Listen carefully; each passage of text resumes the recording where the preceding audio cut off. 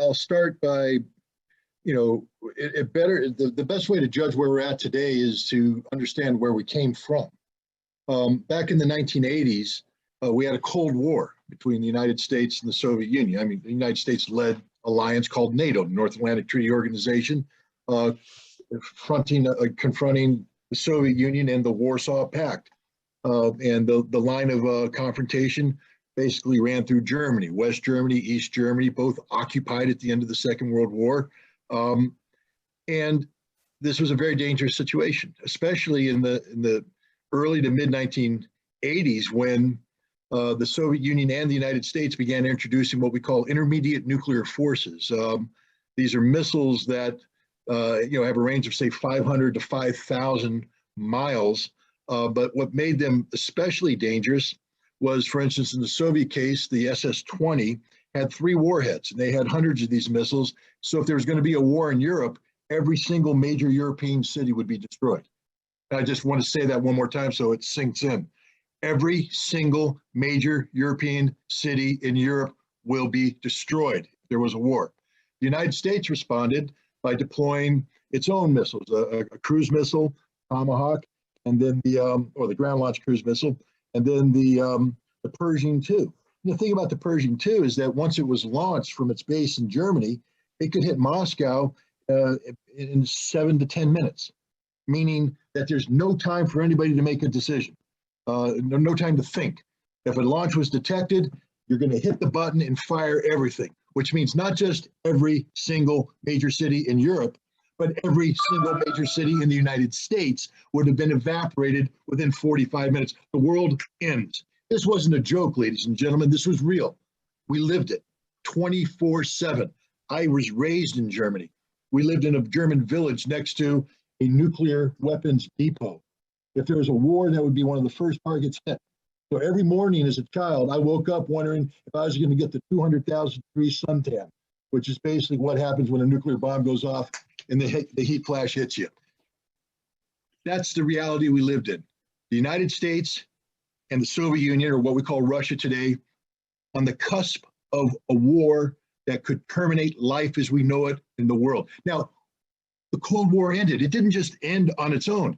One of the things I did as a Marine was not only trained to kill the Soviets, I was pretty proficient in what we call combined arms warfare, maneuver warfare, but I also was the first inspector sent to the Soviet Union in 1988 to implement the Intermediate Nuclear Forces Treaty that got rid of those missiles I was telling you about. So there was a recognition on the part of the United States and the Soviet Union that these missiles represented an existential threat to the survival of the world, and they agreed to get rid of them. We did this. And because of that, we developed this trust that led to, a reduction of tension. And then the Soviet Union fell, the Warsaw Pact went away, and one would have thought that this was a perfect opportunity for a framework of peace to break out all over Europe. But the United States and the Europeans decided to keep NATO in place.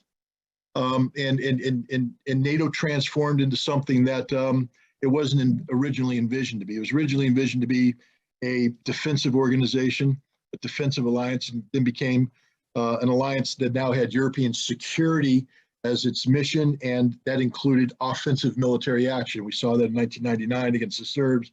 We saw that in 2011 against the Libyans, and on and on and on. So the situation we find ourselves in today is, instead of the world being a safer place after going through this horrific period of time in the 1980s, it's like we've gone back in time. It's like a Michael J. Fox movie. We got in our DeLorean and we went too fast, and poof, we're back in time. Because once again, we have NATO facing off against a Russian military capability. And now the United States, having withdrawn from the INF Treaty in 2019, is talking about sending intermediate nuclear missiles back to Europe to recreate the exact same situation that we got rid of in the 1980s. And now what's worse is that in the Cold War, it was called a Cold War because we never really got into a shooting match. Today we have a hot war. Today we have an actual large-scale ground combat going on in the largest European country, Ukraine. And it's a war that has already invoked the specter of nuclear weapons, with Russia saying that if NATO interferes, that represents an existential threat, and Russia may have to use nuclear weapons in response. So now NATO, for the first time, is talking about what its nuclear strike policy is. So we have two sides actively preparing for nuclear war as we speak. Ladies and gentlemen, the stakes couldn't get any higher than this. And therefore, you have to ask yourself, why is this happening? Did Russia wake up one morning and say, I want to invade Ukraine? I just want to destabilize the world and go for it. Or has Russia been reacting to the failure of NATO to dissolve itself at the end of the Cold War and instead expand itself eastward in a manner that Russia viewed as a threat? And this isn't a threat that Russia only recently talked about. We know that Russia has raised the expansion of NATO continuously since the 1990s. The National Security Archives has the audio tapes of the phone calls from President Clinton and then President Yeltsin, where Yeltsin is begging Clinton not to expand NATO. This puts me in a bad light, he said. This is an embarrassment. I lose face with my people. And Clinton said, sorry, we're expanding NATO anyways. Vladimir Putin, when he became president, said, hey, rather than just expanding NATO, why don't you invite me in? And that way we don't have to worry about it. We'll make it one big happy club. And the United States wouldn't do it because NATO's purpose was to contain Russia, not absorb Russia. This expansion of NATO has been viewed by Russia as a threat. We know this. In 2007, Putin spoke at the Munich Security Conference, gave an outstanding speech, one of the best examples of modern political rhetoric anywhere. I advise everybody to go and watch it. It is a brilliant speech, and he articulates forcefully and eloquently the Russian position. No one can say we don't know what the Russian position was. There it is, spoken by the president himself. One of the things he said is that this expansion of NATO represents an existential threat. It's a red line. How do we know this? William Burns, you might know that name right now. He's currently the director of the CIA. At the time, in 2008, he was the U.S. ambassador to Russia. He wrote a memorandum called "Niet means Niet," no means no, articulating what the Russian position was in regards to NATO expansion. He said it's a red line and the Russians mean it. They view this as an existential threat. If you continue to expand NATO, and here's the important thing, and he wrote this in February 2009, if you continue to push for the expansion of NATO, Russia will have no choice but to invade Ukraine, and Ukraine will lose at a minimum the Crimea and the Donbass. He predicted the future. Maybe that's why he's the director of the CIA today, but he predicted the future accurately. No one can say we didn't know. We knew, and yet we continued to do this. And we pushed Russia into a corner until last December, they said enough is enough. They sent 2 draft treaties demanding a restructuring of the European security framework, and they demand that Ukraine opt out of NATO, become neutral. They said, we're not joking. Take this seriously. If you don't take this seriously, we will have no choice but to undertake what they call the military technical option. They weren't taken seriously. The United States and Europe ignored them, belittled them, mocked them. And now we have what we have because the Russians don't bluff. That's lesson number 1 out of this whole thing, is the Russians don't bluff. So as you evaluate what's going on, you hear a lot of spin out there about what's happening, the Russian this, Russian that. Take the Russians at face value. When they say they're going to do something, they're going to do something exactly the way they said they're going to do it. So that's where we are today. We have a major war ongoing in Ukraine, one that, by the way, Russia is winning decisively. I'm not here to promote war. This is an anti-war group, but we're here to talk about the facts. And the fact is, Russia is winning this war decisively. We can go through the metrics all you want. I have a huge amount of experience in this. I've been studying military math all my life. And I'm telling you right now, whatever metric you put up there, Russia has won this war hands down. And they're in the process of, I believe, wrapping up one of the most stunning military victories in modern history. But you won't hear about that because our media is spinning it the exact opposite. And maybe we can talk about why that is at a later date, but that's where we are today. I hope that wasn't too long of an answer. Great, thank you very much, Scott. I forgot to mention in Scott's introduction his extensive military career and military experience, and I think we heard some of that just now. My question was going to be about the reasons for war, but you asked a lot of that. You answered a lot of that. We hear on the media here, again, that it was totally unprovoked. We don't hear about the expansion of NATO and the kinds of things that you said. But there's another aspect of it, maybe you could talk about it, is as far as the United States is concerned, the war started in February. But as far as the people of Ukraine are concerned, it started in 2014, and there's been an ongoing war in the Donbass, which thousands of people have been killed. I'm wondering if you would like to mention anything about that, Scott. Sure. Well, I think, again, I'm a historian by training, so I always go back to the beginning because I don't like to start in the middle of a story because you miss the context. The beginning actually goes back to World War II. Prior to World War II, the Molotov-Ribbentrop German name pact that basically divided Poland up in 1939 between Germany and the Soviet Union. Because of this pact, the way Poland was divided, Eastern Poland became Western Ukraine, and so it was this artificial entity that was lobbed onto Western Ukraine, and the population of Eastern Poland, also it's known in history as Galicia, has been very resentful of the Soviet rule. And when the Germans invaded the Soviet Union in June of 1941, they were actually welcomed as liberators by the population of Western Ukraine. Almost overnight, 80,000 of these Western Ukrainian Eastern Poles immediately joined the German military as part of the Waffen-SS. And so they began to express their militancy in the form of one of the most odious Nazi organizations imaginable, the Waffen-SS, the military arm of the Nazi Party, and they fought for the Germans, and they didn't just fight; they murdered. They committed atrocities against the Poles. They committed atrocities against the Russians. They committed atrocities against the Jews. A lot of people will hear of the Babi Yar massacre. Took place in Kiev. Over 30,000 Jews shot down over the course of several days.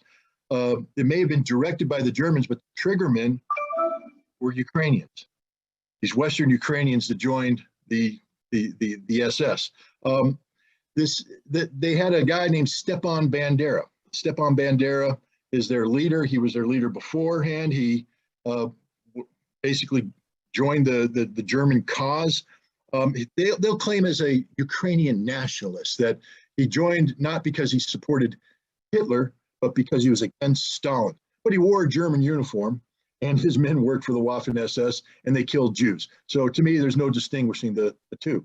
But in 1944, as Germany began to lose the war, the Bandera movement broke away from the Germans. It began an active resistance against the Soviets. We're talking large-scale resistance. To show you how large it was, from 1944 until 1954, this resistance killed over 300,000 Ukrainians lost their lives because of this resistance. 36,000 Soviet security forces and Red Army soldiers lost their lives. This is a major war for going on for a decade. And what makes this major war important is that many of the Ukrainians were controlled by a German intelligence organization, I think it's called the 12th Department, headed by a German general named Gehlen.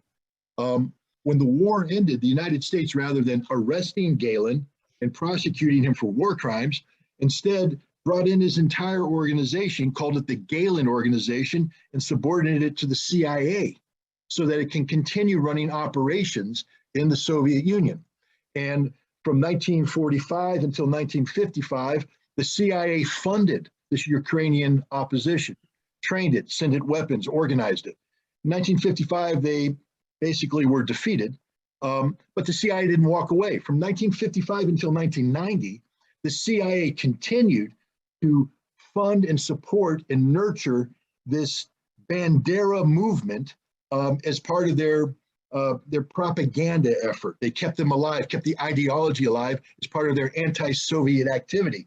This funding only stopped in 1990, but the reason why I bring it up is that when we talk about 2014, we talk about the empowerment of the Bandera movement, from a small, right-wing, ideology that had a limited political impact into this major player in Ukraine.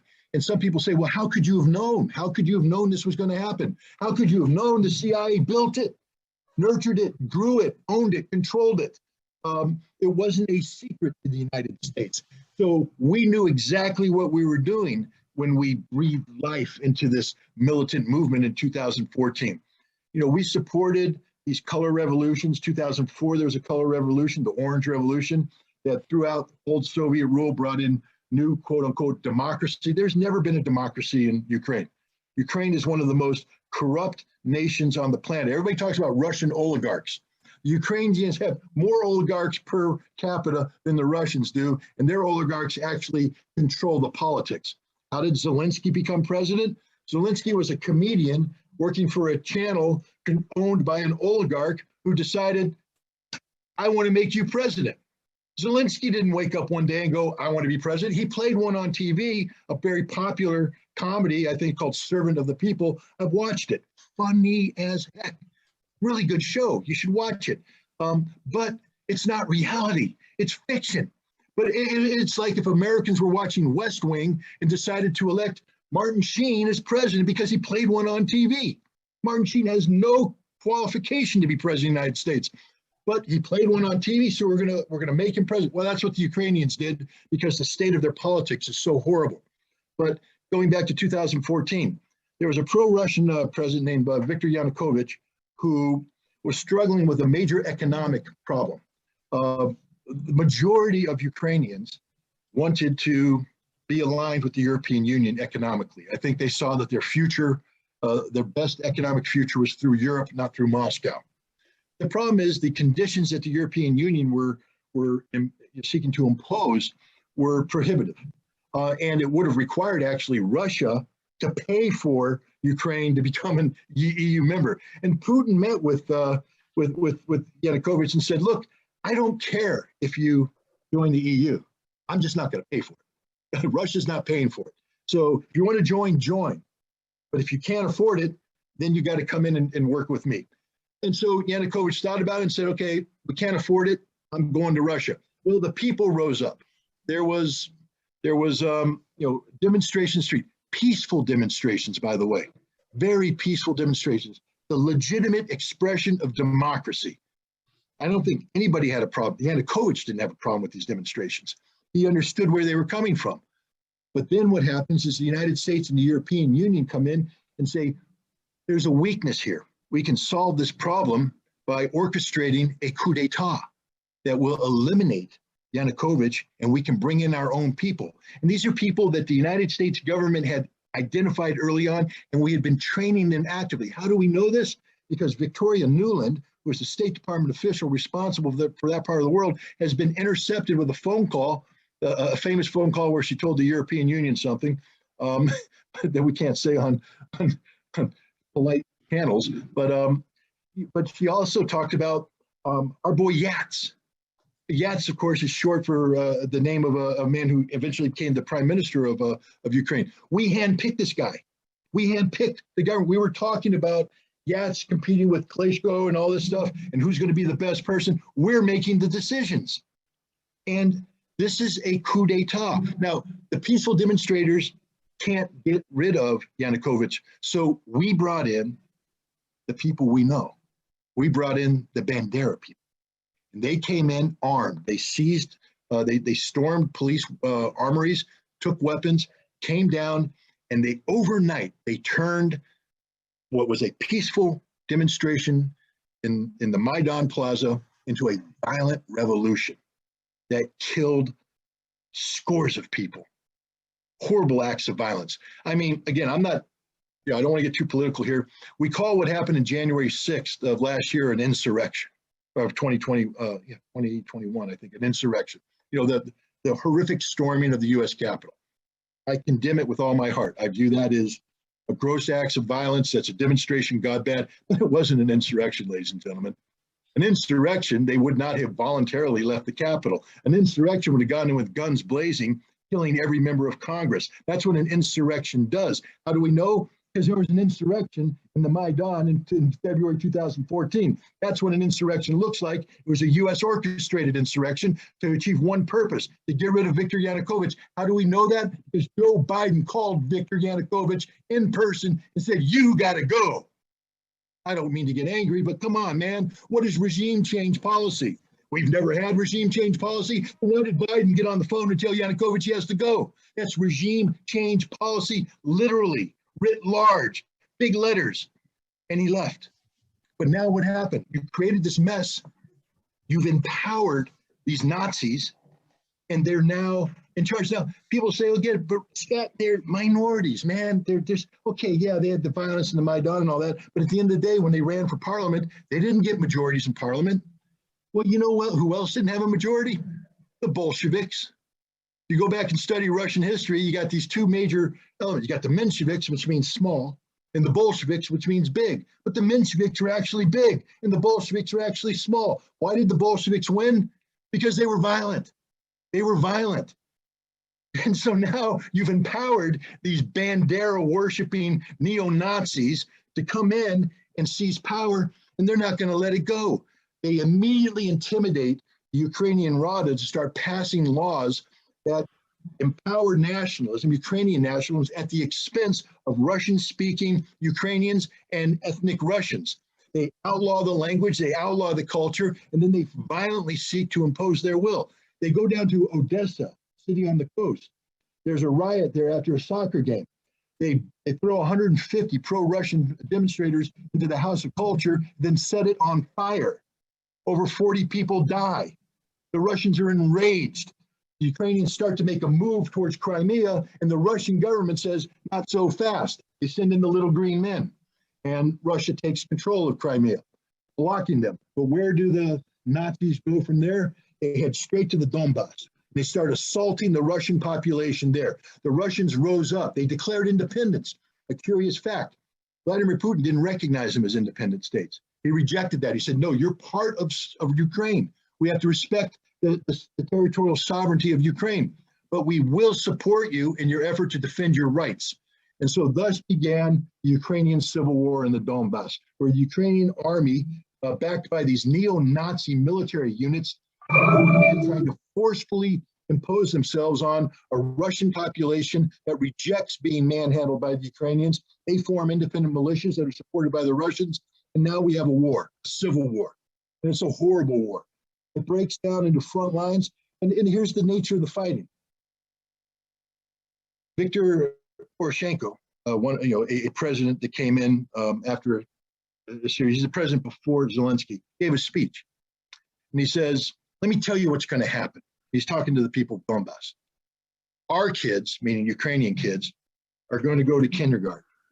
Then they're going to go to store, and they're going to go to the park, and they're going to have a normal life. Your kids are going to be cowering in the basements while we shell you every single day. You want to know why the Russians are mad? Because that's the life that these Russians were subjected to. 14,000 people lost their lives in the course of 8 years. Non-stop violence. It could have come to an end. In 2015, something called the Normandy Format, that was the Germans, the French, the Ukrainian government got together with the Russians there as observers, and they agreed to a ceasefire and keeping the Donbass in Ukraine, but that the legislation of Ukraine would pass a series of laws that gave sort of a special autonomous status to the Russians so that they wouldn't be impacted by the anti-Russian laws that had been passed. A very reasonable thing.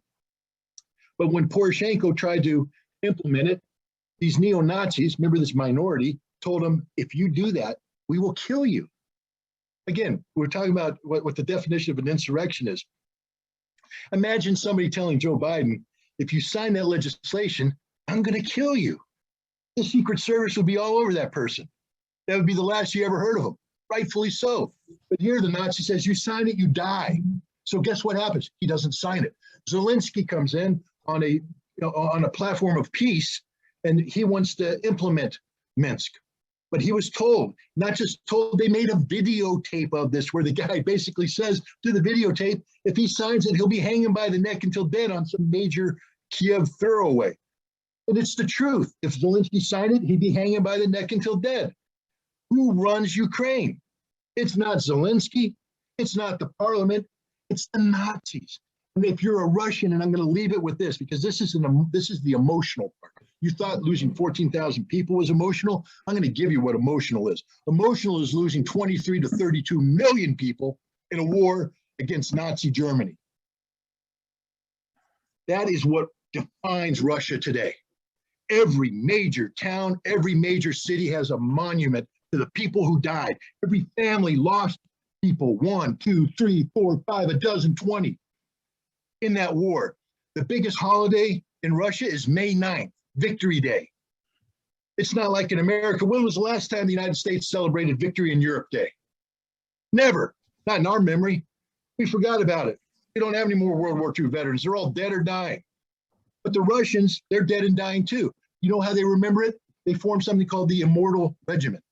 So the family members of those veterans carry the portraits of the people who fought in that war, and they parade by the tens of thousands and hundreds of thousands every May 9th in remembrance of this. It's in their DNA. And now you're asking them to sit back and watch the Nazi ideology come to life in Ukraine and do nothing about it. In America, I'm sick and tired of hearing Americans saying denazification, which is one of the military objectives set forth by Vladimir Putin. It's a myth. It's a joke. It's nothing. You know, it's Scott, it's as real as it gets, man. It's as real as it gets. You know, Scott, I was in Ukraine a couple of times in the last couple of years. Last time I was there, it was around May 9th. It was on May 2nd, to be with the people in Odessa who were the family members of the people that were killed by the Nazis at the House of Trade Unions. And in Ukraine, they stopped celebrating Victory Day. It's no longer celebrated, but it is celebrated by the people. They come out anyway, and they're intimidated by the Nazis when they do, and they continue to come out. And just a couple of other things on what you said.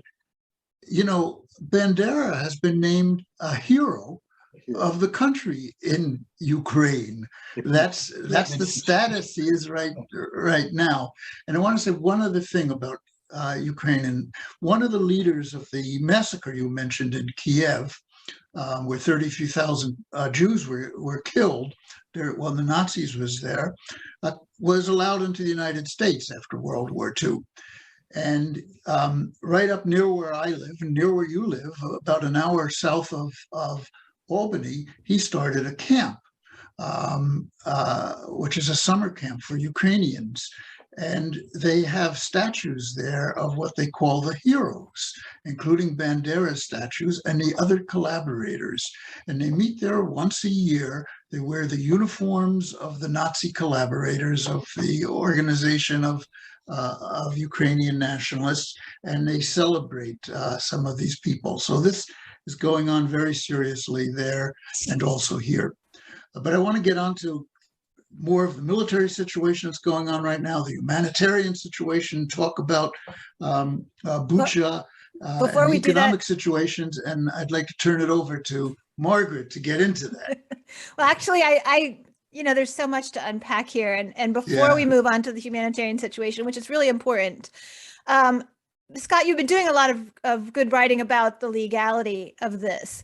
And, one of the things that I don't hear mentioned is, leading up to, Russia started really a massive evacuation of Russian people in the Donbass region on February 18th, as the Ukraine military, the Azov battalion, started escalating their violations of the ceasefire agreement, the Minsk Accord, dramatically. And of course, that's when the Duma, I guess, passed a resolution asking to recognize Donetsk and Lugansk, and then the leaders of those regions are, asking for help. So I think that's something, if you could comment on why it became so critical on February 24th that Russia began this military intervention. But then as well as that, more on the legitimate security concerns of Russia considering Article 4 of NATO. And so if you could talk about both of those. Okay, well, let's, again, in World War II, the United Nations was formed, and one of the goals of the UN was to ban war. I think the Nuremberg Military Tribunal had come to an agreement that the greatest war crime of all was a war of aggression, because from the war of aggression, all other war crimes emerge. And so the idea was, how do we stop wars of aggression? They just banned it outright, illegal. There's two exceptions to this. One is a Chapter 7 resolution passed by the Security Council of the United Nations. And that is when the Security Council determines that a situation has occurred that threatens international peace and security and the welfare of nations, that it can authorize UN member nations to use military force to rectify that situation. The most recent example of a Chapter 7 war was Operation Desert Storm back in 1990, 1991. 1991 was Desert Storm, Desert Shield was 1990, in response to Saddam Hussein's invasion and occupation of Kuwait. Again, I'm not here to say good, bad, whatever. I'm just talking about the law right now. And the law said when he invaded Kuwait, the Security Council met and said, we're authorizing the use of military force, and military force was used to achieve the liberation of Kuwait. That is a lawful war. Doesn't make it a just war, doesn't make it a good war, it's just a lawful war. The other way that force is through Article 51. Article 51 allows for legitimate self-defense, either in terms of an individual nation or collective self-defense. And that's an important notion right now, collective self-defense. That's going to come into play. So basically, if you're attacked, you have the inherent right of self-defense. But now we come to one of the questions that emerged, and it actually comes from a period in American history, actually, 1837. There was a U.S. ship called the Caroline operating up by the Canadian border. And the Caroline was providing weapons and manpower, was smuggling weapons and material support to some Canadian rebels that were fighting the British Army. And the British Army knew that the ship was coming in, so the British Army attacked it. So the British Navy attacked the U.S. vessel, which is an act of aggression, unprovoked, they would say. But the British made the claim of the need of preemption based upon the imminent threat posed by the Caroline to the security of the British. So the concept of preemptive self-defense was born. And actually the Caroline affair, the Caroline case, is quoted to this day as one of the bedrock, the legal precedents for the doctrine of preemption. And preemption is basically, if somebody's sitting there, bandaging their fist, getting their fist ready, telling you they're going to punch you, lifting weights, getting that big old arm up, and then they're ready to go, and you say, well, I'm not going to wait and just get punched. I'm going to hit them first. You preempted the attack, and that is legitimate self-defense. If there is a genuine imminent threat that can't be resolved by, for instance, going to the Security Council and asking for help. If you feel that you have to act now and a failure to act now would put you at an existential threat, you can't preempt. People have tried to use preemption. The United States tried to use this doctrine of preemption to justify the 2003 invasion of Iraq. It was all a lie. You can't preempt based on a lie. You can't manufacture a case on weapons of mass destruction and the nexus they form with al-Qaeda terrorism when there are no weapons of mass destruction and there is no nexus to al-Qaeda terrorism. So that falls apart. Now we come to Russia. Russia has articulated an Article 51 justification for its action in Ukraine. And they articulate it as a preemptive collective self-defense. Now, how can they do that? First of all, let's understand that Russia has no legal right to intervene in Ukraine if this is an internal Ukrainian dispute, meaning that so long as the Donbass was considered to be part of Ukraine, whatever the Ukrainian government is doing to the Russian speakers of Donbass is not Russia's affair. Russia can't intervene. They have no authority to intervene. They can go to the Security Council and ask for a Chapter 7 resolution to be passed, authorize intervention to resolve this, but they knew that that wasn't going to happen because Ukraine was in bed with the United States and NATO. So this is where something you spoke of is very important. the two oblasts or districts of the Donbass, Donetsk and Lugansk, they passed resolutions earlier declaring their independence, but Russia did not recognize their independence. What they did now, or recently, in February of this year, is they petitioned. They passed their own legislation petitioning Russia to recognize them as an independent state. The Russians received that petition, considered that the petition, and then the Russian parliament granted that petition. Why is all this important? That's how constitutionally it has to proceed. So no one can say that this was just made up. No, the laws of the two oblasts, the laws of Russia, were preserved. Constitutional due process was seen. It was then presented to Vladimir Putin, who signed the documents recognizing the independent status of Lugansk and Donetsk. Now what has happened overnight? They're no longer an integral part of Ukraine. And so Russia now can say this poses a threat. But then there's another problem. Wait a minute. No one recognizes them but Russia. It's not like the United Nations says, oh, well, Lugansk and Donetsk, you're part of the family. So are they protected by the United Nations Charter if they're not a member? And the answer is no. Except here comes the nice little exception here, unless they're part of a collective security arrangement with a UN member. And guess who is a UN member? Russia. So Russia now has a collective security arrangement, another treaty that was signed after the recognition of independence. And this collective security arrangement now allows Russia to intercede on behalf of these security partners and resolve the security situation. Now, this only allows Russia to intervene in the Donbass, if we're talking about the law of war. Russia, however, took a look at the situation and said, well, wait a minute, if we go into the Donbass, the Ukrainians have massed between 60 and 100,000 heavily armed troops in eastern Ukraine. And we have intelligence that they're getting ready to launch an attack into the Donbass to preempt our assistance.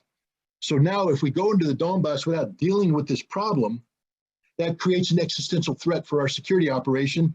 We need to preempt the Ukrainian assault. So now the Russians are using the doctrine of preemption as part of collective self-defense to go after the Ukrainian buildup into eastern Donetsk. But you say, well, wait a minute, Scott, but didn't they also come up from Crimea and come down towards Kiev? How does that fit in? Because now, if you're going after those people, now you have to shape the whole battlefield. And from the Russian perspective, it's not just about the 100,000 troops you're trying to pin down in the Donbass. It's about the 100,000 troops up by Kiev, it's about the 80,000 troops out in Western Iraq. It's about the 60,000 troops near Odessa. If you don't do anything about them, they will be able to maneuver in support of the other Ukrainians and defeat the Russian army. So now the Russians have to enlarge the scope of their preemptive attack to pin down these forces. And that's what we saw. When we saw the Russians coming in, it may look like this massive invasion of Ukraine is taking place. But the fact is, all these other things are merely supporting attacks to shape the battlefield so Russia can accomplish the primary mission of destroying 100,000 Ukrainian troops that are positioned opposite the Donbass and liberate the Donbass region. And what I just articulated right now, if I gave this presentation in law school, I would probably get a B+, but it is a cognizable articulation of a legitimate Article 51 claim under collective self-defense. The United States may try to disagree with it, but the problem with that is that the United States was part of a similar Article 51 collective self-defense argument put forward in 1999 when NATO bombed Serbia. It's the exact same thing. It was good for us then. All Russia's done is take that page, make it better, and put it out there. It's the same argument, the same case, and the same legitimacy, even more so because everything Russia has said about the threat from the Ukrainian army is true. Everything the NATO used to justify their preemption, for instance, the concept of the Serbians committing genocide against the Kosovar Albanians, was a lie. Whatever deaths were occurring is because the CIA was working with the Kosovo Liberation Army to create incidents that provoked fighting with the Serbians, which was then called genocide. It's just like the case, remember we talked about the United States invading Iraq, and you can't get legitimacy out of making up a case about WMD. You can't get legitimacy about making up a case about Serbian genocide. Nothing we're talking about with the Russians is made up. The harm that was befalling the people of Donbass, the 14,000 dead, the buildup of Ukrainian military power, all of it is real, and all of it can represent an imminent threat to security that justifies preemptive self-defense and a collective security arrangement. Remember to unmute yourself, Joe. We've been going on for a while, so let's try to get to some other things because there's some really important issues that I think we need to discuss now. One of them is the humanitarian situation. There's been a lot of discussion in the last couple of days of what happened in Bucha, for instance, and I think we need to talk about that. What we don't hear, and I just want to also throw this in, is the humanitarian situation on the other side. What happened in Donbass, the 14,000 that have been killed, the continual bombing of residential areas, also what's been going on in Mariupol and other places. Someone put in the chat the URL for Patrick Lancaster, who's an American in Mariupol. And I just listened to one of his broadcasts today. He was just going and interviewing people, and they were saying how the Russians were their liberators, but we don't hear that here, and how the Ukrainians were shooting at them and killing them and not letting them leave the area. And it was them that was attacking them during these humanitarian corridors. And we hear of the vast numbers of people who have been leaving the country, which is very interesting because it became very difficult for people to leave the country of Iraq during the Iraq War. We used to bomb them when they tried to leave. And, Russians, we haven't seen bombing the cities in massive ways like Kiev, like we did with weapons of mass destruction and killed massive numbers in a very, very short period of time with Iraq. But the other aspect is there's refugees that have gone to Russia, probably over 1 million now since 2014 to escape the fighting, and we don't hear any of that. So maybe you can comment on Bucha and the humanitarian situations in general, and then get Margaret to ask some more questions. Well, I know I got to be careful not to go too long because I know we're running out of time, but context is everything. In 1991, I was one of the planners and implementers of Operation Desert Storm. Operation Desert Storm was a major military operation against the Iraqis. It kicked off with I believe, a 44-day strategic air campaign. We started off that air campaign by blowing up every means of communication, meaning we shut down the radios, we shut down the TVs, we shut down everything. We blew up all the bridges, we blew up all the highways, we blew up everything. Electrical generation plants, petroleum plants, fuel, and this went on for 44 days. And we slaughtered the Iraqi people, slaughtered them. It's not a violation of the war. Everything we bombed was a legitimate military target, but the point is, we killed a lot of Iraqi civilians. Now, the reason why I bring that in is Russia engaged in a major military campaign against Ukraine. You know what they didn't do? They didn't shut down cell phone service. They didn't shut down internet connectivity.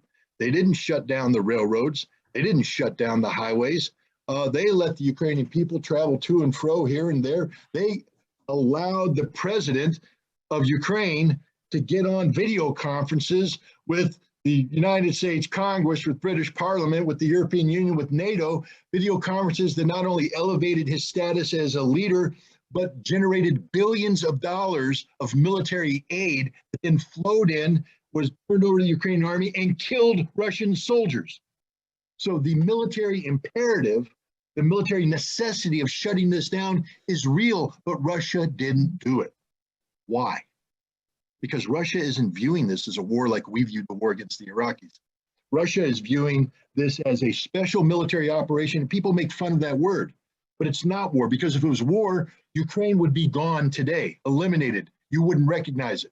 Unfortunately, it's getting that way because the way the Ukrainians have opted to defend means they're putting their military forces in residential areas, and those areas are getting bombed and destroyed and people are dying. But the original Russian approach was a very soft approach. They didn't use Russian doctrine of overwhelming military firepower, artillery that flattens everything, followed by a massed tank attack that runs over everything. That's not what they did. They actually came in with light infantry units up front who tried to negotiate their way through the towns and cities, meet with the elected officials and say, we're not a threat. Just let us go through and do our job. We won't bother you. You can continue to govern the way you want to govern. I believe the Russians were told by their intelligence professionals that they would be well received. The rumors are that Putin has arrested several of these intelligence officials because they got it wrong. And the Russians weren't well received, and the Russians lost a lot of men up front trying to come in soft. But the point is, the Russians have never changed their position, which is they are there not to defeat the Ukrainian people, but to defeat Nazis, to demilitarize, and to bring minimal harm. And we have written orders to this effect. Now, unfortunately, there's been fighting, and we see, there are civilian casualties and there are refugees. That is just one of the horrific realities of war, which is why the United Nations sought to ban war to begin with. And everybody should ensure that the last option is always military action, that we exhaust every venue short of war before we go to war, because war is horrible. War is awful. You don't want to glamorize war. You don't want to legitimize war, but it's happening right now. And we need to understand that the Russians have done everything humanly possible to minimize the damage that's been done to the Ukrainian civilians and Ukrainian civilian infrastructure. We see the Russian concern when you talked about it, Joe, about how before the war started, they began the evacuation of civilian populations out of the war zone, which is one of the things you are required to do under the international humanitarian law. That if you are going to wage conflict in an area where there are civilian structures, you have a duty and responsibility to get the civilians the hell out of there before the fighting starts. Because if you don't, then you're using them as de facto human shields. Well, guess who hasn't evacuated the civilians? The Ukrainians. And now we come to the opposite end. The Russians have gone out of their way to treat Ukrainian civilians with respect. What have we learned about the Ukrainian nationalists, the Nazis? They view anybody who collaborates with the Russians, any one of these mayors who said, yeah, come on in, keep going, we're not going to harass you, they are now collaborators who will be killed. And they are being killed. They're being arrested and assassinated by the Ukrainian government for the crime of collaboration.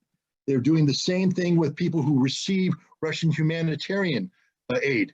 The Russians hand out these aid packets that are in little green boxes. They have a white star. You may have seen them. They say Voyentorg military store, but they hand them out their dry rations, and they give them to people who are hungry, who are starving. It is a crime to possess one of these.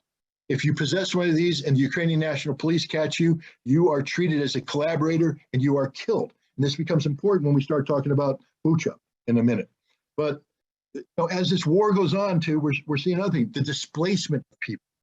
People tend to run away from combat zones because most people are rational thinking people and they don't want to be around where shells are going off. So they flee, and they try to flee out of the combat zone, which means now millions of people are fleeing into Europe, into Poland, into Hungary, into Slovakia, into Romania, Moldova. They're fleeing there, and this creates a crisis of its own. And you talked about Article 4. One of the big things about NATO, people talk about collective defense. An attack against one is an attack against all. That's Article 5. It's only been invoked once, right after 9/11, and pretty much what was a propaganda show by the United States to show that the world was lined up behind it. They flew some airplanes over the United States for airborne warning, as if the terrorists were going to hijack even more aircraft, and they sailed some ships in the Mediterranean, but it wasn't real. But NATO's been at war many times. The other article that authorized NATO to go to war is Article 4, and that's basically where the members can consult with one another on matters of imminent security concern of one or more members. They've used that excuse to take on Serbia, to go into Libya, to go into Iraq after the invasion, to go into Afghanistan. And today they've convened Article 4. Poland and the Baltic nations have convened an Article 4 a consultation, and they're talking about what can we do in Ukraine. NATO recognizes that if they send military troops into Ukraine, they lose Article 5 protection.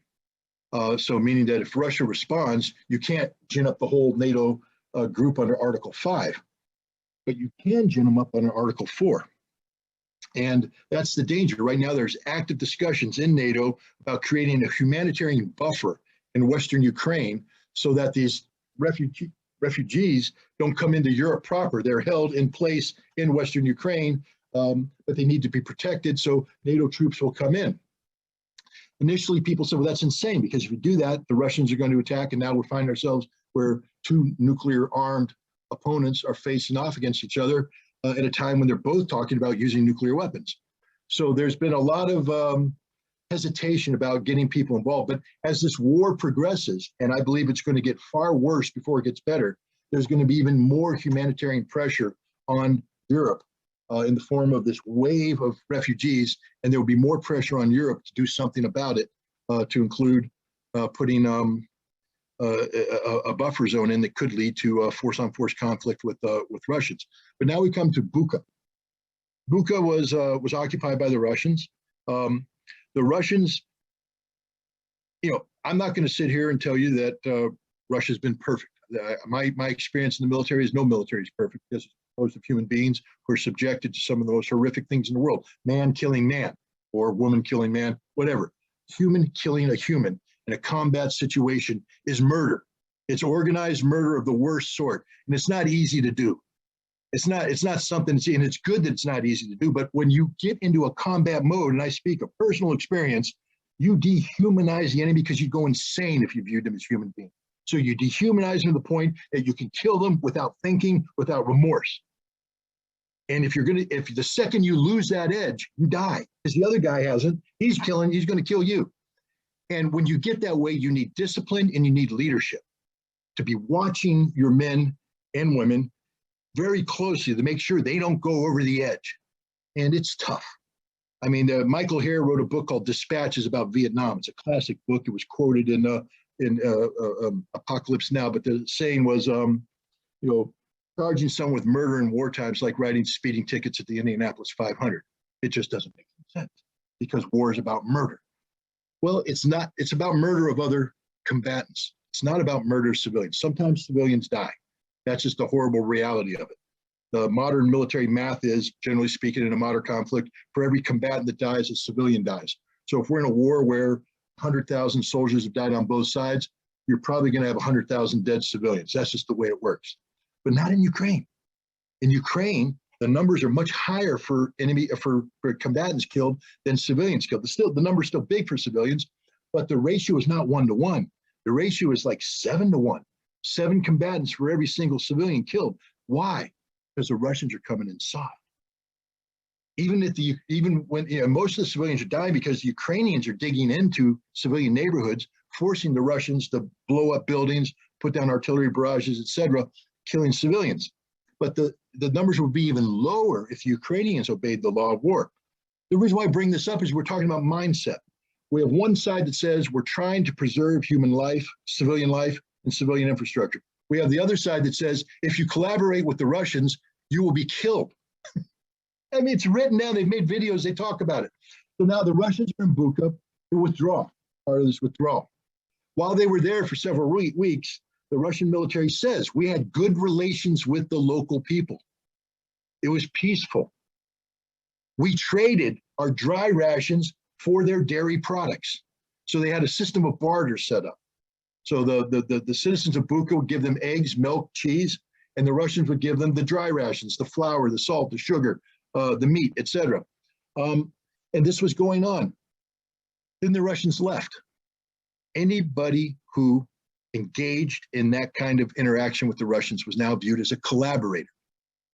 We know this because the Ukrainian National Police have published an announcement that they are going into Bucha on April 1st to carry out a cleansing operation to liquidate the collaborators. All right, this is the exact opposite of the Russian approach, which is we treat everybody with respect and we try not to harm civilians. The Ukrainians are saying, if you cooperate with the Russians, you will die. They have a videotape of a senior political figure announcing on social media to the citizens of Bucha, stay in your homes. The national police are carrying out a cleansing operation. Do not panic. Stay in your home. She repeats it over and over and over again. Why? Because the police are in the streets gunning people down, kicking in doors of people who are collaborating and killing them. And we know this is more than just a document and a videotape, because there's, I mean, a videotape of lady speak, because we have videotape of them actually doing it.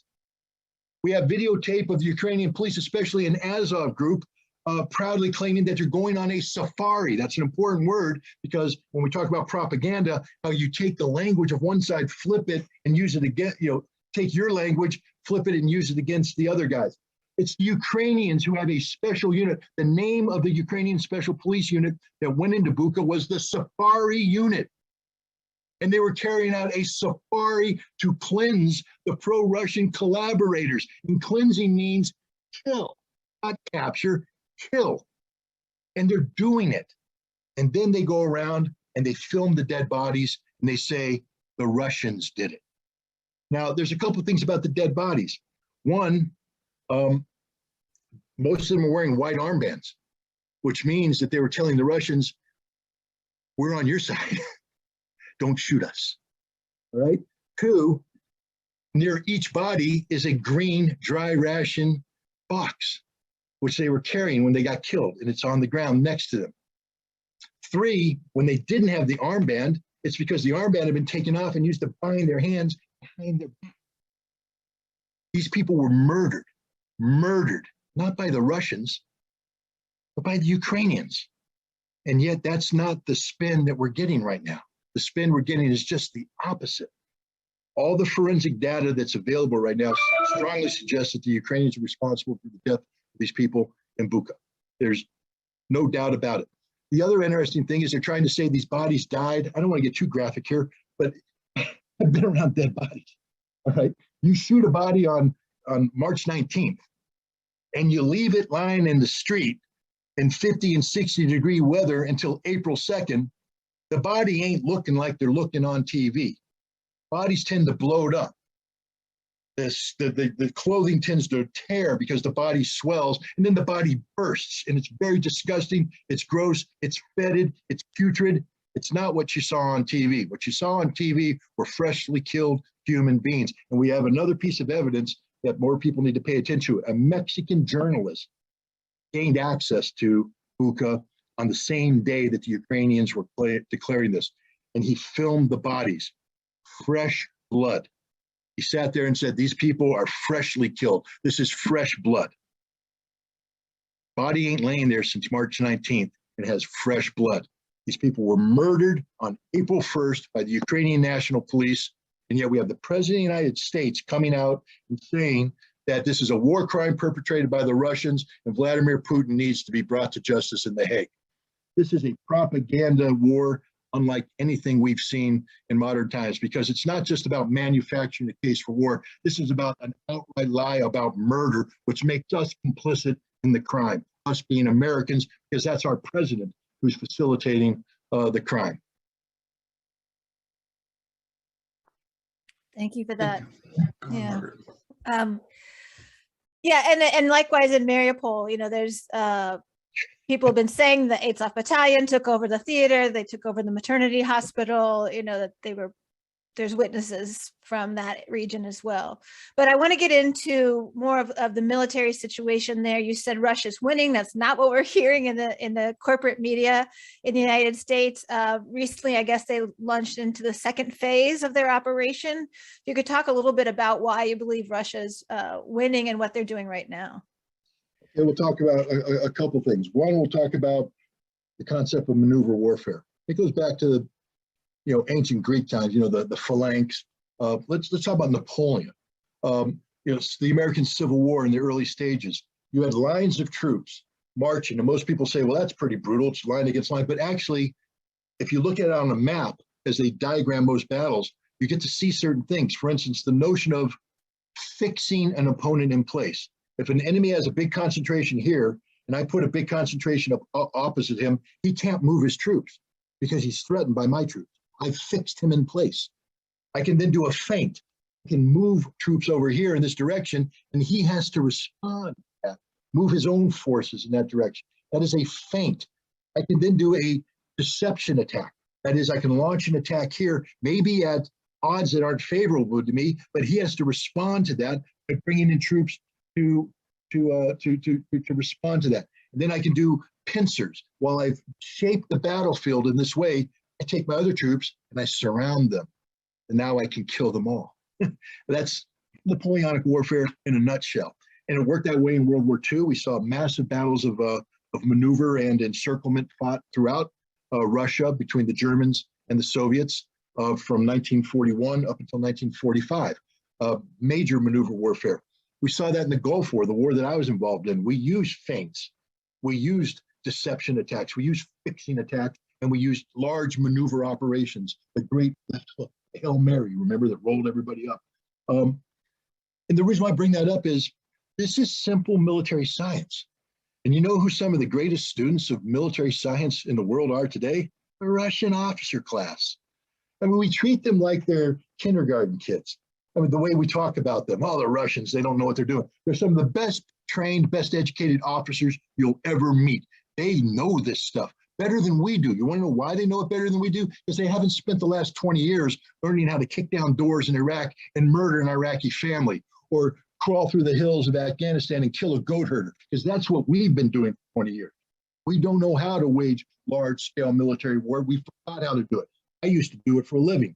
I spent all my military life training to do this. And even then, you know, I can't say I was perfect at it, but I thought I was ready for it. And I proved I was during the Gulf War. But my point is, we're not ready for it today. We don't train this way. The Russians do.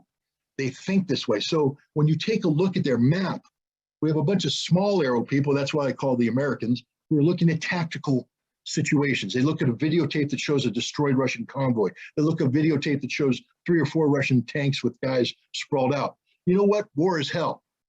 And when you go to war, people die, including your own. And if you're looking at small arrows, the Russians got slapped around on a couple small arrows. But now we look at the big arrows. The big arrows, what did the Russians want to do? I told you, they wanted to fix people in Kiev. There's 100,000 troops in Kiev that if you don't threaten them, they move down and reinforce. So you drive down from Belarus with 40,000 men and you hold 100,000 in place. You have 80,000 people in Odessa. So you send 30,000 people from Crimea to threaten Odessa while you sail ships with Marines off the coast. And now those troops are stuck. You have 100,000 people in the Donbass, and you don't want to free them up to respond to Kiev or the other. So you fix them. You send the Donetsk and the Lugansk militias across the border in some of the most difficult fighting imaginable, and you grab onto these people and you hold them in close combat so they can't maneuver. And then you use thrust to seize a land bridge between Crimea and Russia proper so that you can freely move your forces in between. Mariupol was the key to that. Mariupol had to fall. It's the only city the Russians have fought for. Ask yourself why. Because it's the only one that matters. All the other cities don't matter. You're not going to take a city of 3.1 million, Kiev, with 40,000 troops. Ain't going to happen. You're not going to take a city of 1.6 million people, Kharkiv, with 50,000 troops. Not going to happen. But you are going to take a city of Mariupol with 50,000 troops because you're going to surround it and pound it, which is what has happened here. They've taken the town. Horrible, horrible, horrible situation, but military necessity dictated that outcome. But my point is, this phase that I'm talking about is called preparing the battlefield. And the other thing that's happened here is the Russians they have blown up virtually all the fuel depots in Ukraine. I don't mean to chuckle about it, but it's important because what does a tank run on? Gas. What does a truck run on? Gas. What is a tank that doesn't have any gas? A coffin. What is a truck that doesn't have any gas? Another coffin. All the ammunition depots have been blown up. What's an artillery piece without ammunition? An invitation to be killed. All the water and food and everything that nurtures the troops. What's a hungry soldier and a thirsty soldier? Either dead or a prisoner. So the Russians have been shaping this battle denying maneuver to the Ukrainians while achieving their localized objectives to prepare for the major pincer operation that's going to trap a Ukrainian force that has been starved, denied water, denied leadership, denied fuel, denied ammunition. That's phase two that's happening around. The Russians left Kiev because they don't need to fix those troops anymore. Those troops can't move because they don't have any gas. So they're stuck. And if they try to move, the Russian Air Force is going to kill them all because they have to get on a highway and they'll all die. And that's what we see. They've tried to move convoys down and the Russians take them all out. There's no reinforcement taking place. The troops that are in Donbass can't maneuver. They're trapped. And now the Russians are coming in and they're going to close a pincer and they're going to kill or capture the bulk of the Ukrainian army. And when that happens, there's nothing left. Nothing left. And then the Russians will be able to dictate any outcome they want. That's why I say the Russians are winning, because that's the way I see the battle. I don't misinterpret things such as, well, the Russians failed to take Kiev. The Russians never wanted to take Kiev. Well, the Russians have failed to take Odessa. They never wanted to take Odessa. These were purely diversionary actions designed to fix in place significant numbers of Ukrainian troops to keep them away from the main effort. And that's why I say that the Russians are winning this war, and they're going to win this war very soon. Thank you, Scott. There's a lot more that can be said about this. It was interesting today. I read that there was surrender of a number of Ukrainian troops in Mariupol, which I thought was interesting that that's starting to happen, and we're starting to see that. Elite troops, I need to add. They're not just any. These aren't just average Ukrainian troops. These are elite. These are the Marines, which means that if you have a situation where Marines are surrendering en masse, what does that tell you? They have no food, they have no ammunition, they have no fuel, they have no water, they have no hope. So if you can get elite troops to surrender, the ones that normally fight to the death, but they're surrendering now, imagine what the non-elite troops are thinking. I'd like to talk a little bit about the economic situation. I know this is not your area of expertise, perhaps, but I know you've been studying a lot of the war situation. The U.S. mainly said we're going after Russia with sanctions. The U.S. has, about 42 countries in the world on sanctions, and they're all working their ways around these sanctions. It's clear that Russia prepared for this. And we said the ruble was going to go through the floor. But what we're seeing now instead is the ruble is getting pretty strong. Countries are starting to trade with the ruble. It's becoming more of an international currency. The dollar is weakening. We're seeing inflation in the United States. We're being hurt by the wheat that both Ukraine and Russia had, as well as the lack of fuel. And more than us, Europe is in terrible situation. I have no idea what the hell they're doing in Europe, because German industry is one of the few Western countries that's still industrialized, is going to die. It cannot function without the fuel that it's been getting. And yet they're still pushing ahead with this, I think, under the reins of the United States. So, and perhaps the outcome of this is the hegemony which the U.S. had in control of the World Bank and the IMF, and the dollar being the currency for trade, is being lost. And that hegemony is being challenged from the East. Russia and China, and it's clear that Russia and China have made deals, and we're talking while the U.S. was boycotting the Olympics, doing a boycott. They were there talking. I mean, it's almost foolish to think about what's happening. What's your thoughts on this? Are we going to end this war with a new economic reality throughout the world? And has this been a major mistake on the part of the United States and Europe, or where do you see this going? I'll start here rather than going all the way back. I'll just go back to February 4th of this year. Okay, so that way February 4th.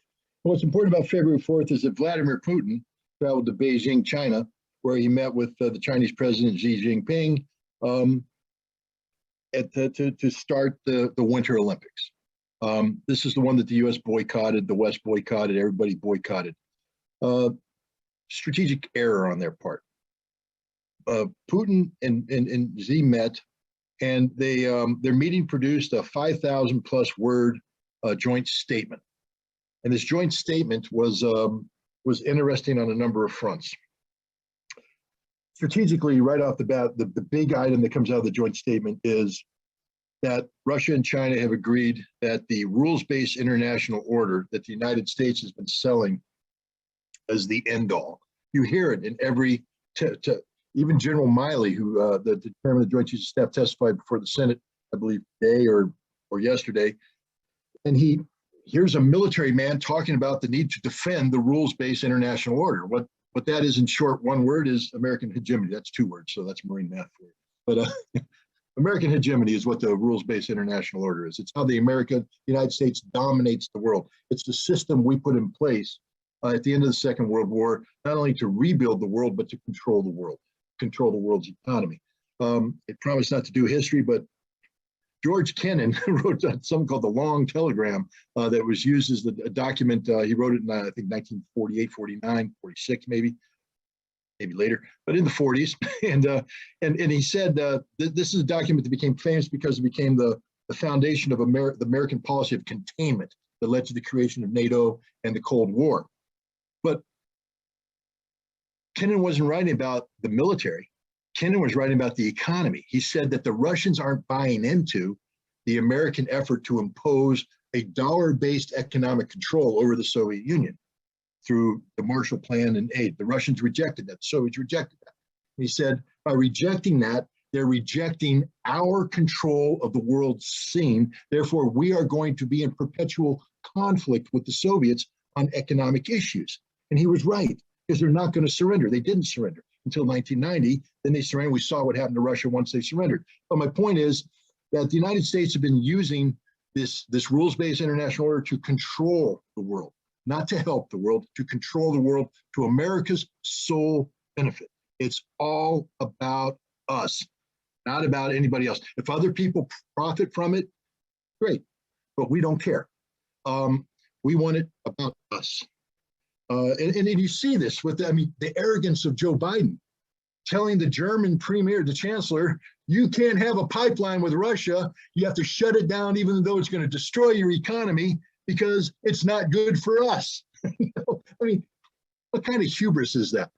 It's the hubris that comes from thinking that you are the world's essential nation, that the world can't exist without you.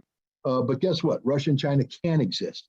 And they reject this, and they formally said, there will be no more unilateral world. We will no longer recognize the United States as the singularity around which the world gravitates. It's now going to be a multipolar world, one that is a law-based international order, the law being the United Nations Charter, meaning Russia and China aren't trying to rewrite the system. They're embracing the system the world agreed upon in 1945. They're saying this will be it, but it's going to be a United Nations where we have multiple poles of influence, like the BRICS, Brazil, South Africa, India, Russia, China. Imagine that. Everybody is equal. Imagine that. and they also said, this concept of American economic hegemony that's linked to this transatlantic alliance. No, we're focused on a trans-Eurasian economic union that connects Russia with China through Central Asia and through India, Pakistan, inclusive of the Indo-Pacific region, reaching into Africa. Basically, 2/3 of the world's population is part of the Russian-Chinese economic union. Now, this is a statement. When I heard it, I sat up and went, this is one of the most fundamentally important documents in modern history, because it represents a complete revolution, a departure from the U.S. dominance of the world. But the problem with a paper revolution is it's meaningless. It's hard to implement on its own. You need a push. And Russia and China weren't going to start the push on their own. The United States started the push. How? The United States has been sanctioning everybody for years, and they never work. But we had told Russia, if you remember, Biden had that summit with Putin in June of 2021 in Geneva. You know, the one where he famously looked Putin in the eye and called him a soulless killer, and I mean all this other tough talk. But the other thing he did is he looked Putin in the eye and said, "If you invade Russia, we're going to hit you with the most massive sanctions you've ever seen. It's going to hurt you, man," or whatever. How Biden never talks. But he's going to bring pain. The pain is going to be brought down. And Putin saw him, and Putin heard. Well, yeah, Putin saw him, Putin heard. Putin went back to Moscow and said, "Hey, if we go into Ukraine, they're going to hit us with sanctions. What do we do about it?" And they prepared. And one of the ways they prepared, and this is where the ignorance of the United States comes into play.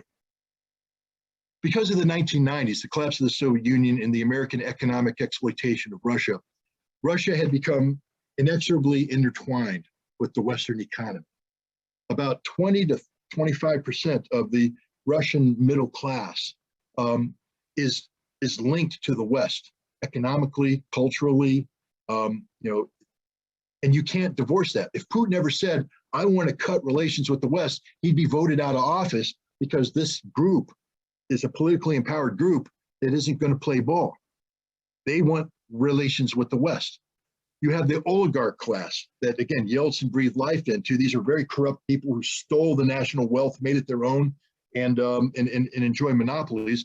When Putin came to power, he said, "I understand I can't shut you down because you control our economy. I'm going to let you stay in the economy, but you're out of politics. If you stick your nose into politics, I cut you off the knees." And he did. He took over Gazprom. He kicked or Lukoil, I think, and he kicked the oligarch out of the country. Several of them fled, but many of them there. A lot of people talk about, the ignorant people say Putin needs the oligarchs, that he's part of the corruption of the oligarchs. No, Putin hates the oligarchs. He just can't get rid of them because economically they're too ingrained. Well, what did Biden do? First of all, he broadcast what he was going to do. So Putin was able to get a plan. And then he did what he said he was going to do.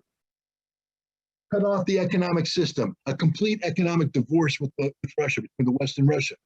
He just did Putin a favor. Had Putin initiated that divorce, people would be in the streets rioting, he'd be out of office. But the United States initiated the divorce, and Putin went, "Thank you very much, we're done with you. We're finished.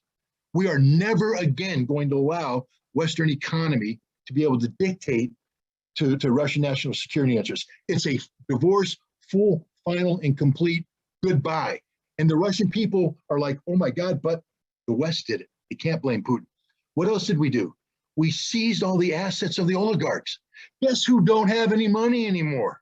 The oligarchs. And without money, you think they got power? Putin gave a speech a couple of weeks ago where he told them, "Get the hell out of Russia." He's talking to the oligarchs. Leave. You're not real Russians. You've been stealing from us. You've been living a life of luxury, and we no longer need you. We no longer want you. We did Putin the greatest favor he ever had. We've empowered him in a way that was unimaginable because he was trapped by the Western economy, by the interlinking between Russia and the West. No longer. It's a divorce. And it's a divorce that's coming out in his favor. You remember how Biden bragged? "I collapsed the ruble," as if that's something really cool to do. "I collapsed the stock market."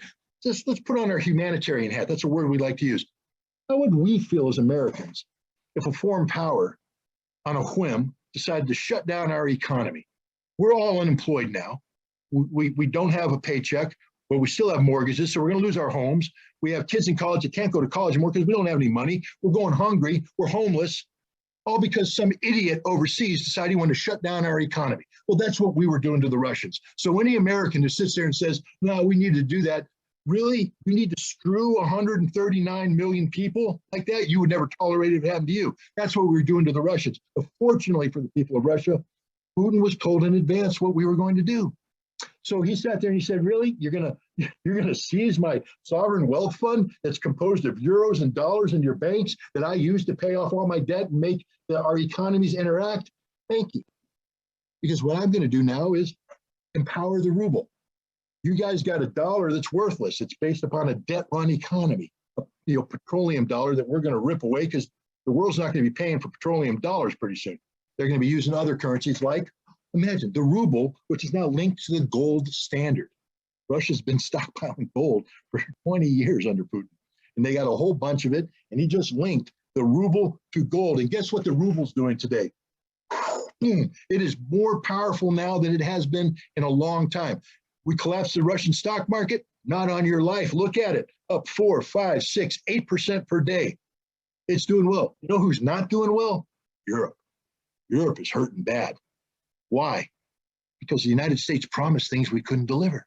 We promised them that we will get them the oil, the coal, the gas they need. We had a plan B. Turns out we didn't have a plan B. We can't get them what they need. And if they cut themselves off from Russia, their economies literally shut down overnight. Not just temporarily. German economists are warning Chancellor Scholz that this could be a permanent damage to the German economy. It will never recover. This will be worse than the Second World War. And that's what's about to happen to Germany. That's what's about to happen to France. That's what's about to happen to all of Europe, except those countries that has said, yeah, we're going to play ball.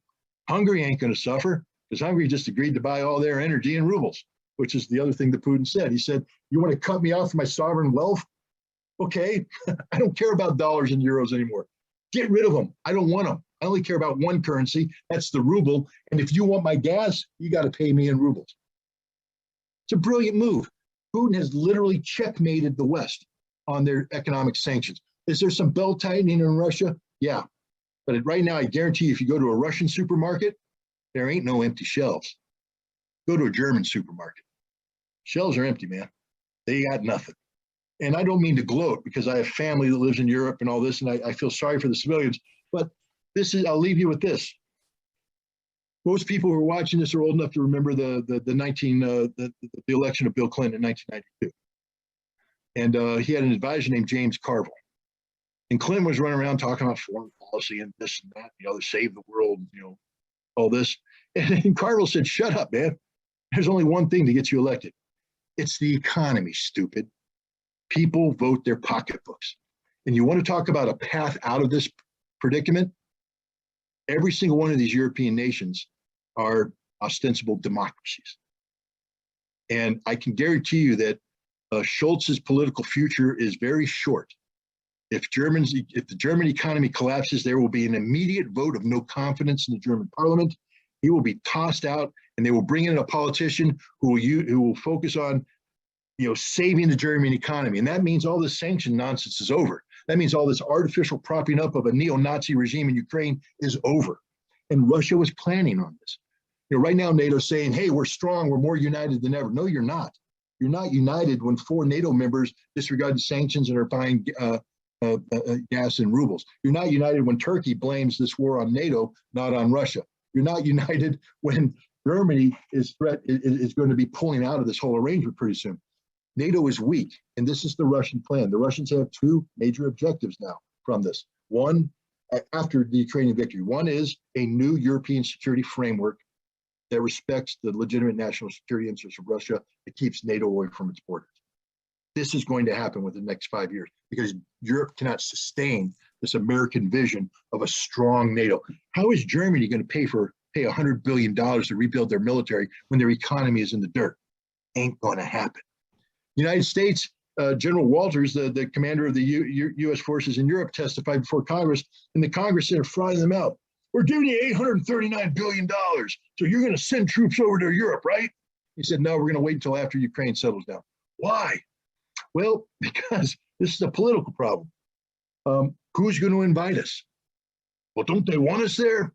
Maybe not. And even if they do want it, who's going to pay for it? Because we're not paying for it. It costs over $2 billion a year to have pre-positioned equipment for 1 American brigade in Poland. And we're talking about sending over 8 brigades. That's $16 billion just to house them. Now you got to feed them. You got to train them and equip them. Who's going to pay for that? Because the American taxpayer ain't paying for that. Europe will have to underwrite it, and no European country can afford that. So this concept of NATO unity is a farce. Russia will impose, I believe, a new European security framework on Europe in the next 5 years. It could be very risky though, because if Finland and Sweden decide to join NATO, that complicates things. But I have confidence that the Russians have a plan. Why? Because they said they have a plan, and Putin don't bluff. And then the other thing is the strategic shift away from American domination. The age of American hegemony is over. We're the Titanic. We've hit the iceberg. The iceberg is called Russia and Ukraine, and we are in a long, slow process of sinking. It's over. China right now has learned something. And their Chinese ambassador gave us a heads up.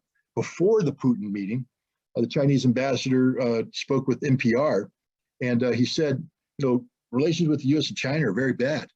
And if they don't change, if the U.S. continues to float around like it's a power, there will be a war with the United States. He said it right up front. There will be a war with the United States. And then they entered the special relationship with Russia.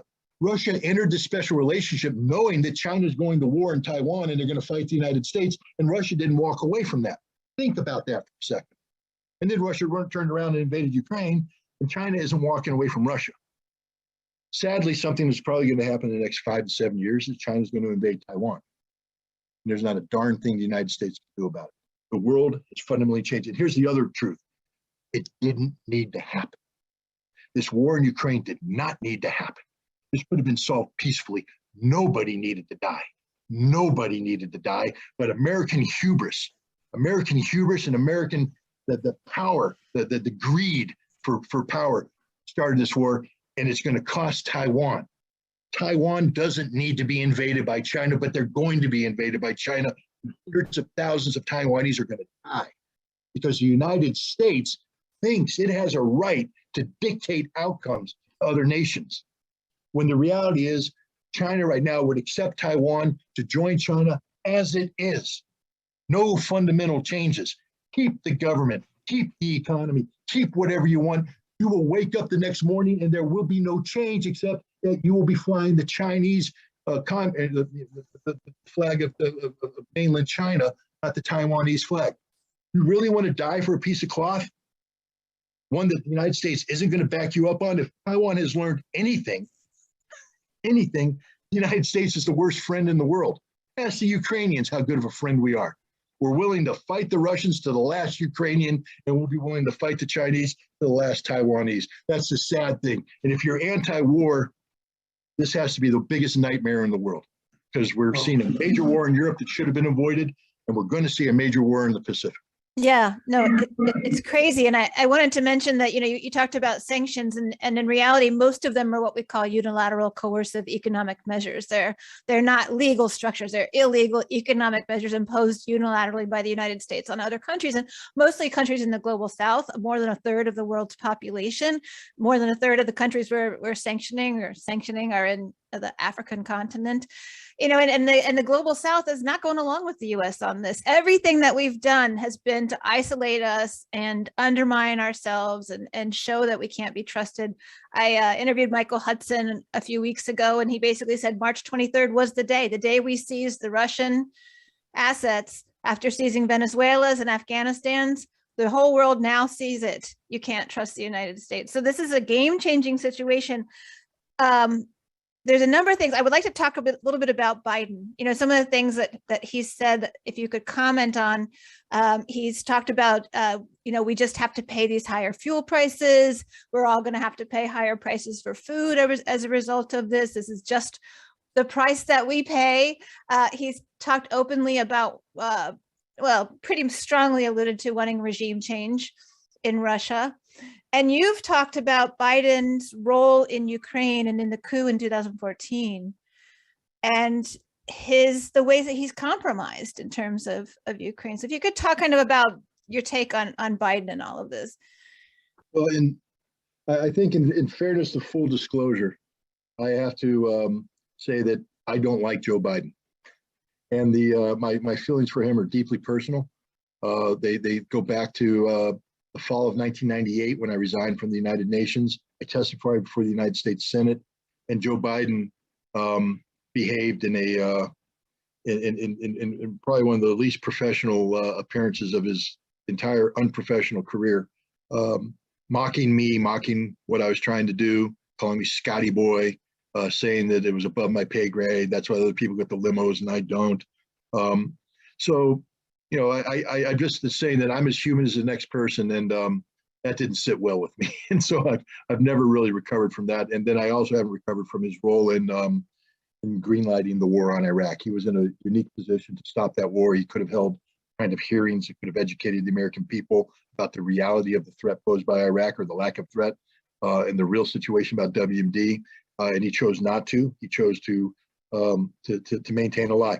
The other thing we'll say about Joe Biden is he is a natural born liar. And I'm not going to get into the pettiness about his plagiarism and things like that. I'm talking about big picture lies. And I'll give you a recent example. In July of last year, we had a situation where Biden made a decision he's going to pull out of Afghanistan. And he was starting to do that. And the situation, the internal security situation in Afghanistan was falling apart. Ashraf Ghani, the Afghan president, called Biden and he panicked. He said, I got 15,000 Taliban and Pakistani insurgents pouring over the border. My army's on the verge of collapse. If you don't continue to give us air support, it's going to be over. We're going to be gone in a matter of days. And Biden shut him up and said, whoa, whoa, whoa, you can't say that. What I need you to do, and this is virtually a direct quote, people can look it up and see if I'm not exaggerating. What I need you to do is go out and say everything's okay. Everything's under control. And here's the important one. Even if it's not true, we need to create the perception of control. So he's ordering someone to lie, not just to his own people, but in a statement that'll be heard by the American people. So they're lying to the American people. And he's saying this to achieve a perception that deviates from reality. That's Joe Biden. He is a liar. On Ukraine, he is compromised every which way but Sunday. We saw his involvement in the Maidan. He was involved, in shaping the Ukrainian government. We saw his direct interference with the prosecutor case. Where he bragged, "Son of a bitch, $1 billion." I mean, that's what he did. That's what he does. I'm not going to get into his son, except what the hell is this son who has no qualifications doing at on the board of a major energy money laundering group. Burisma is not a legitimate energy broker. It is a money laundering machine, specifically there to create a mechanism to buy American politicians. You'll be surprised how many photographs you see of all these officials that are on TV today talking about the great, wonderful Ukrainian democracy. They all have photos in their photo album, because I've seen them, of them sitting there at a Burisma site with a Burisma jacket on it, and in their pocket is a nice little Burisma check, because they're all bought and paid for. Burisma owns everything directly or indirectly, because that's what the Ukrainian government created them to do. Biden is corrupt. I'm not going to say that he is personally corrupt, but he's intellectually and morally corrupt on the issue of Ukraine. And therefore, if this was any other situation, he would have to recuse himself from this. But he's the president of the United States, so he can't recuse himself. But we are married to a policy that makes no sense. Literally, our Ukrainian policy makes no sense. It's not good for Ukraine, and it's no longer good for the United States. I mean, all the corruption money that we used to have that bought off our politician, that's going to be gone. And the people that are caught in the middle are the Ukrainian people. I mean, no matter where you stand on the issue of Stepan Bandera, the Nazis, whether Russia's right or wrong, my God, if you're not crying every night for the people of Ukraine, you're not human, because they don't deserve this. And yet this is their lot. There's a lot of other people. I see a lot of statements about Palestine. I don't want to get into that because that's a totally separate subject. But yes, the Palestinian people are suffering every day, and they should not be ignored. The people of Yemen are suffering. The people of Iran are suffering. The people of Venezuela are suffering. Everybody who is put on the receiving end of American corrupt policy, because there is no uncorrupt American policy. Everything we touch breaks and dies. And most of those policies were crafted by Joe Biden, who's been involved in policy formulation and implementation for nearly 5 decades. Everything he touches dies. Literally. He's the commander-in-chief. He's the guy we got. I don't know if I answered your questions. I might have gone off on a tangent there. I apologize. Joe, you got to unmute. Am I muted? No. No, Joe's. me. Okay. Most people try to mute me a lot, but so we're approaching 2 hours. What I'd like to do is maybe just see, Scott, if you have a last comment, and then see if Margaret has a last comment. I will make a last comment and tell people some housekeeping stuff of how they can get the recording, as well as all the stuff that came in the chat. Then we'll call it a night. I'm sorry we haven't been able to get to questions, but it's getting pretty long.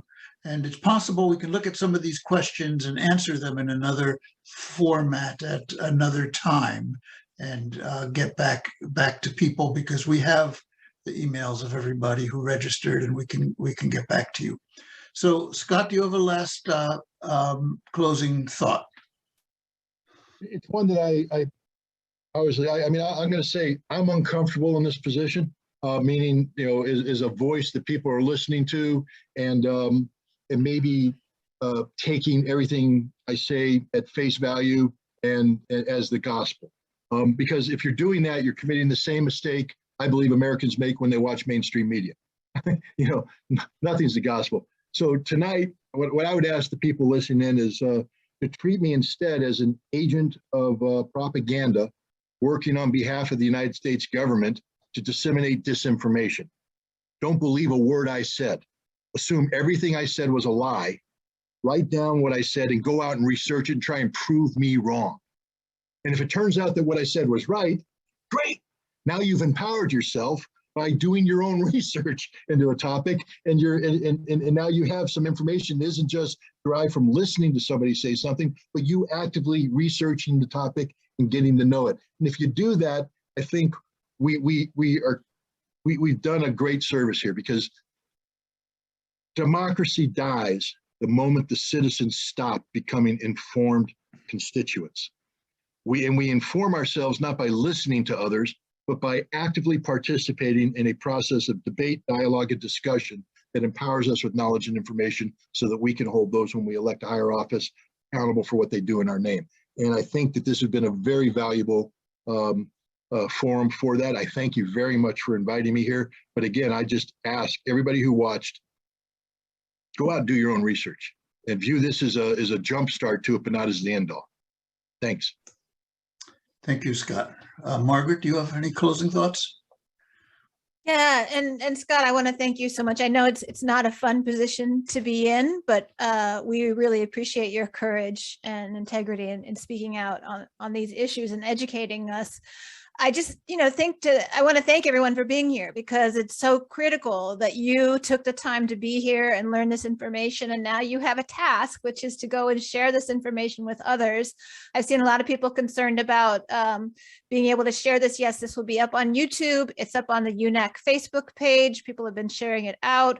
We'll have a copy of the chat that folks will get access to. So, so you will have this, you will be able to share it out, but it's so important that we cut through the lies that are being told, the blatant lies that are getting people to cheer us into a major conflict. And we didn't even get a chance to talk about that. And maybe we will be able to do a second session. People have been asking about that, so we'll have to discuss the possibility of that. But I think the world is changing right now in a way that it was, many were predicting, but it's happening very quickly. And so it's up to us to educate people, to cut through the lies, and to continue to put pressure, raise awareness and put pressure on our own government to stop the destructive acts that we're taking. So, so I want to thank everyone for being here, and I'll stop there and get off my soapbox. But thank you, Scott.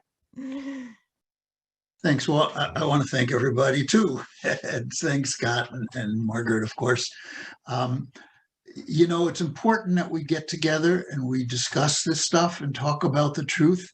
I'm sure everyone is feeling like I'm feeling, that when we see the truth of what's going on in Ukraine, and have studied it a little bit and try to speak about it, they try to shut us down. They try to shut us down by closing our Twitter accounts. We haven't mentioned that Scott was closed down today. They took him off Twitter. all of us censor ourselves a little bit. You know, on Facebook, I know that if I put something that looks violent, they're going to stop me.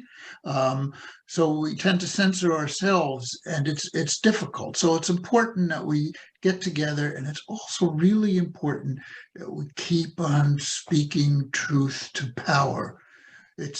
We're going to win this. We're going to win this whole propaganda war. We're going to win the war that will change our society to one that is beneficial to all the people. But we have to do it, and we have to stay together. So, as I said, tomorrow, 24 hours after this form, you will get from Zoom, open it up,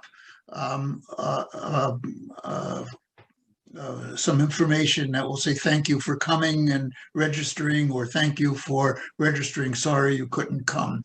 But at the bottom, there'll be a link, and the link will be to the video of this meeting tonight. And below that, I will have a link which will include the chat. So if you saw something that was in the chat that you thought was interesting and it scrolled by, you'll have access to that. So open that email from Zoom tomorrow around this time. And we do hope to continue to do these things. We have to, this is a situation that's changing very, very rapidly. And what's going to happen at the end of it is going to require a lot of thought and a lot of people getting together and organizing to make sure that we can live well, that the people in Ukraine can live well, the people in Russia can live well, and we can have a world that's seriously a world of peace and justice, which is what we're all fighting for. So thanks again. You'll see this information I talked about soon. Keep in touch with UNAC at unacpeace.org. Margaret, you wanted to say what Popular Resistance URL is, or put it in the chat? Oh, yeah, popularresistance.org, and check out our podcast, Clearing the Fog. And again, thank you, Scott. So we'll see all you again soon. Take care.